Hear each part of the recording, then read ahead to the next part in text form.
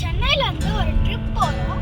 சென்னைக்கு நியரஸ்ட்ல இருக்க செங்கல்பட்டு, காஞ்சிபுரம், விழுப்புரம், திருவண்ணாமலை, வேலூர் டிஸ்ட்ரிக்ட்ல இருக்க பிளேசஸை பார்ப்போம்.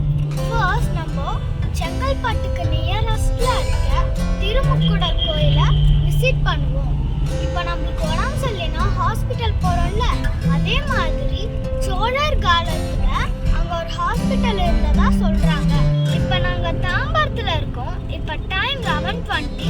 நாங்க போற டைமுக்கு கோயில் திறந்திருக்குமான்னு தெரியல. வாங்க போய் பார்ப்போம். ஸ்டேட் ஹைவேஸ்ல டிராவல் பண்ணிட்டே இருந்தோம். லிங்காபுரம் என்ற இடத்துல லெஃப்ட் கட் பண்ணோம். அப்போ கிராமத்து ரோடு மாதிரி வந்தது. இதுதான் திருமுக்குடல் ஊர்ல இருக்க பாலாறு. தண்ணி இல்லை. இந்த பாலாறை பத்தி டீட்டெயிலா இன்னொரு வீடியோல பார்க்கலாம். திருமுக்குடல் வந்துட்டோம். லாரில நிக்குது. மெயின் ரோட்ல இருந்து ரைட் எடுக்கிறோம்.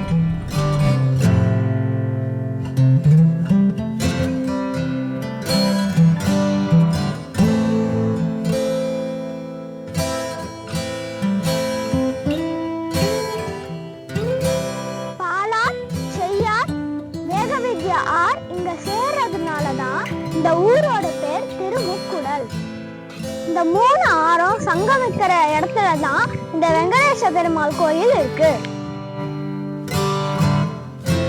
இப்ப நம்ம நின்றுட்டு இருக்கிறது தான் அந்த காலத்துல சோழர்கள் கட்டின ஹாஸ்பிட்டல்.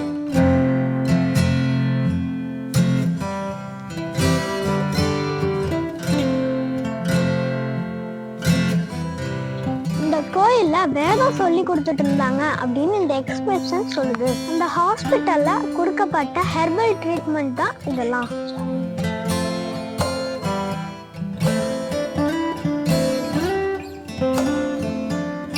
ஆக்சுவலா 12 மணிக்கு கோயில் பூட்டிடுவாங்க.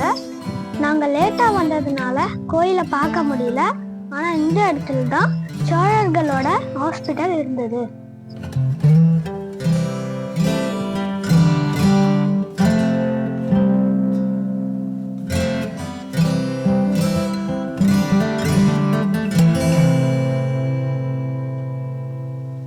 ஹாஸ்பிட்டல் இருக்குன்னு சொன்னேன்ல, அதோட கல்வெட்டுகள் தான் இது.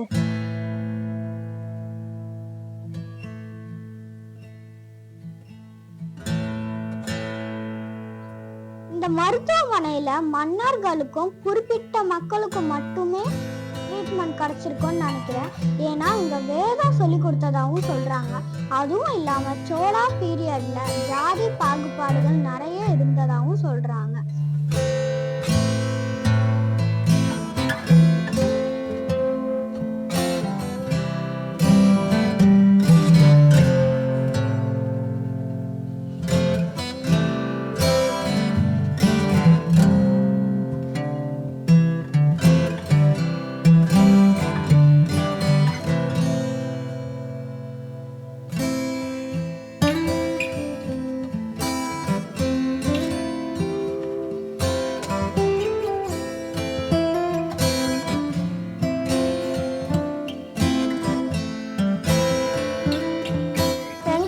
பெருமான் கோயில் இருக்க ஆத்தங்கரையோரம் நின்று பார்த்தோம்னா மறு கரையில பழைய சீவரம் கோயில் தெரியும். சோழா பீரியட்ல இருந்த ஹாஸ்பிட்டலை பார்த்துட்டோம். இங்க இருந்து உத்தரமேரூர் போயிட்டு இருக்கோம். அங்க சோழா பீரியட்ல எப்படி எலெக்ஷன் நடத்தினாங்க